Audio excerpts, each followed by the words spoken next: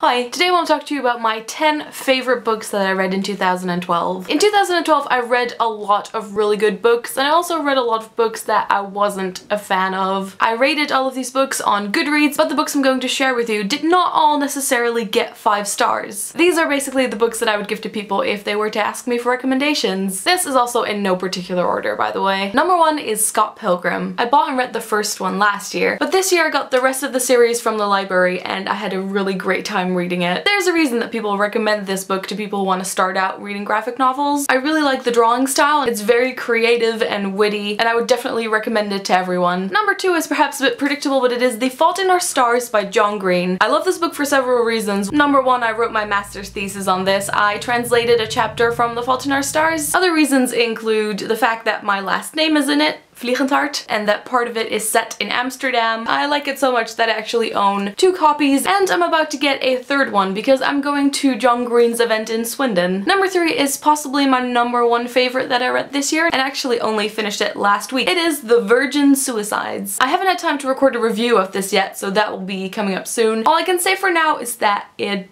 blew my mind. I feel like this could probably end up in my top 10 of books ever. Number 4 is The Day of the Triffids by John Wyndham. I've talked about this quite a lot. It is an apocalyptic book that I read for my apocalyptic fiction class. It was quite a big surprise because I'd never heard about it before, but I can definitely recommend this if you like apocalyptic fiction. Number 5 is Three Men in a Boat by Jerome K. Jerome. It was kind of my first experience with British humor in literature. The only other similar thing I'd read was The Importance of Being Earnest. This book really surprised me. I enjoyed it quite a lot and it made me laugh out loud, which definitely makes it deserve a spot on the top 10 of 2012. Number 6 is Never Let Me Go. I had seen the movie before I read the book, and I kind of regret doing that because I feel like I would have even liked the book more if I hadn't seen the movie yet. But nonetheless, this was amazing. I really enjoyed the way that childhood memories were described. There were things that I don't really remember from my own childhood, but I'm sure that happened anyway, so I was really impressed with the way that those things were described in this book. Number 7 is Stephen Fry in America, which was one of my only non-fiction books this year. I read the paperback, which has pictures in the middle, but I found out that Kaylee actually owns the beautiful hardcover edition, which is nice and shiny and has all the pictures next to the stories. I wasn't really aware of Stephen Fry before this year, and then I started watching QI and I got really into it and I decided to read one of his books. I really like America. I would like to travel more in America, and this is a great opportunity to both read about Stephen Fry and about America. I liked it so much that I also gave it as a birthday present to someone. Number 8 and 9 are both young adult books. Number 8 is A Million Suns by Beth Revis, and I got this one for my birthday in January. It's a sequel to Across the Universe, which I really enjoyed, and fortunately A Million Suns did not disappoint. Usually I dislike sequels and I always hate the 3rd part, so I'm keeping my fingers crossed for the 3rd one, which I think might be coming out this month. I also gave this book to someone as a Christmas present. I don't have number 9 here right now because I gave it to my brother to read, but it is Divergent by Veronica Roth. I felt like I'd read Divergent last year, but I looked at my list and apparently I read it for the first time this year. If you like dystopian young adult fiction and you haven't read this one yet, definitely try it out. And number 10 is also one that I don't have here right now, but it is Hark a Vagrant by Kate Beaton, which is a great graphic novel slash compilation of cartoons based on literature and history. Kate Beaton has a website where she posts her cartoons, and a lot of these cartoons were compiled into a book called Hark a Vagrant, and it is pretty amazing, and I actually can't wait to reread it this year. I hope you enjoyed this top 10 of my favorite books of 2012. In the comments you can let me know what your favorite books from 2012 were. I have made video reviews for most of the books that I mentioned in this video, so I will link all of those in the description, and I'll talk to you guys later. Doei!